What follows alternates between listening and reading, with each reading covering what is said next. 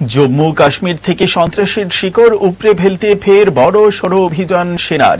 Operation সিন্দুরের মাঝেই মঙ্গলবার সোপিয়ানে অভিযান চালিয়ে ৩ জঙ্গিকে নিকেশ করল নিরাপত্তা বাহিনী। এরা লস্করি তৈবার সদস্য বলে প্রাথমিকভাবে জানা গিয়েছে পুলিশের তরফে।